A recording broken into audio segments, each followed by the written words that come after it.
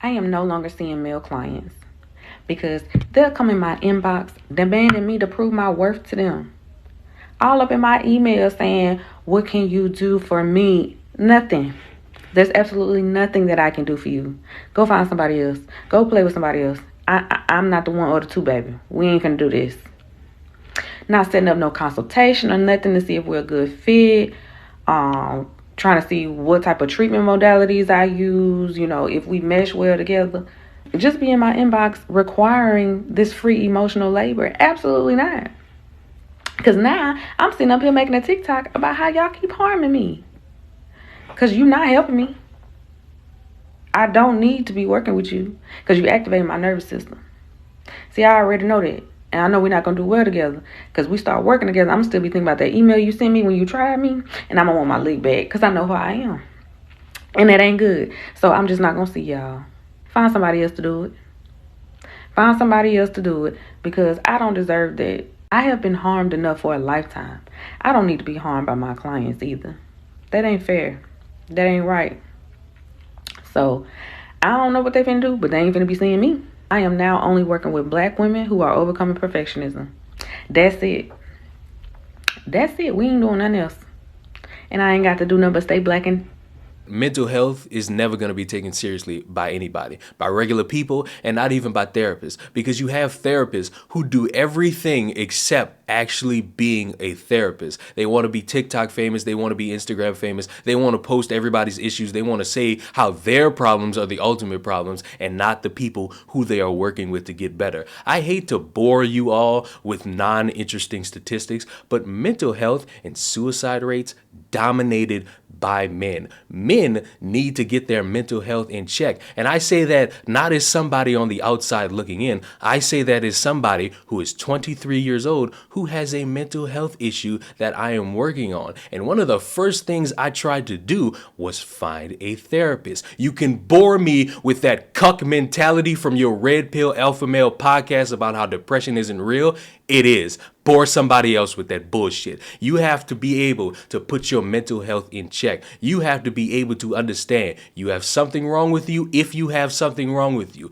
Get it fixed for your own well-being, not nobody else's, but yours. And one of the first things I did was try to seek out a therapist, was to try to find somebody with a reasonable rate, because yes, mental health and making sure all that gets fixed takes a lot of money. And if you're somebody who says, oh, just go to the gym, guess what? They got gym memberships that are money that you have to pay for. Every gym is not free. You want to buy some workout gear? Costs money. You just want to do push-ups your whole life? Fine, go that route. But everybody is not the same. Everybody's going to do something different. Understand that. I'm speaking specifically to the people who want to go the therapy route or the antidepressant route. Those cost money, whether anybody likes it or not, whether anybody wants to talk about the economy or not. And guess what? When I see a therapist like that talking down on people and claiming it harms her when they're asking, what can you do for me as a therapist? It lets me know mental health is always going to be perceived as a joke. It's never going to really be taken seriously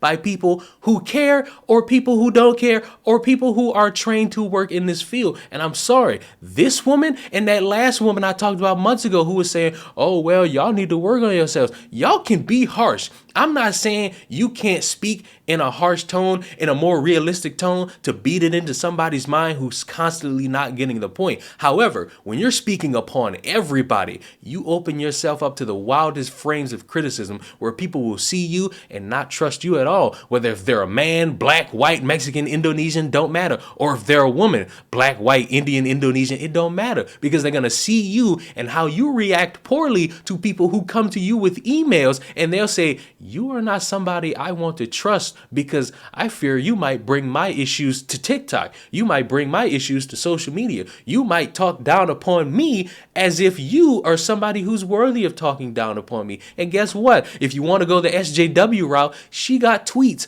talking down on men, because it's always fun when people want to pull up past tweets from years ago and make it a point to reference as somebody is not really a good human being. It makes it bad when you have people who don't really act in a professional manner, speak on issues that are important. And yes, mental health is important. Yes, people committing suicides is important. Yes, the suicide rate, as much as women want to pretend to be represented by everything, is dominated by men. Bore somebody else with your statistics. And when you have a therapist outright saying they're not going to work with no men, they only going to work with women because they're being harmed and triggered and they want to get their lick back on somebody trying to figure out what to do and what route to go and seeking out a therapist for going that route, you are a fucking dumbass and you shouldn't be working in the mental health field. And I'm saying that as somebody who has done the same things as all these dudes who are harming you. I'm going to therapists and I'm asking them questions. I'm asking, what are they going to be able to do? How are they going to be able to help me? What are their rates? All these questions are reasonable fucking questions to bring up when seeking out somebody for fucking help. And I'm sorry, if I'm gonna end this any type of way, I gotta end it a natural way. If you somebody who works a job, a very crucial job that deals with working with people, don't broadcast their business on the internet. Don't broadcast what they do. Whether if you bring up names or not, don't do it, because you look like a fool when you do that, because people are not going to sit there and see and say, oh, well, you are well within your right to get your lick back on somebody for asking you what you can do for them as they are seeking you out for employment or consultation or rates. You are the reasonable human being. No, you stupid, because you're affecting your business at the end of the day, because now people are going to see that and say, oh, well, you're not somebody I want to give my time to because I'm not going to trust you. I wish more people would take mental health seriously. I really do. But the problem is people don't. Whether if you a regular person, whether if you use these alpha male podcasts saying depression ain't real, whether if you a trained therapist, y'all treat it like it's a joke. And the sad reality is you're going to keep treating it like it's a joke until it's you or it's somebody in your life and you're not going to know what to do. You're not going to know what to do. You're not going to know how to handle it. It's going to be a damn shame when that tragedy has to fall upon you.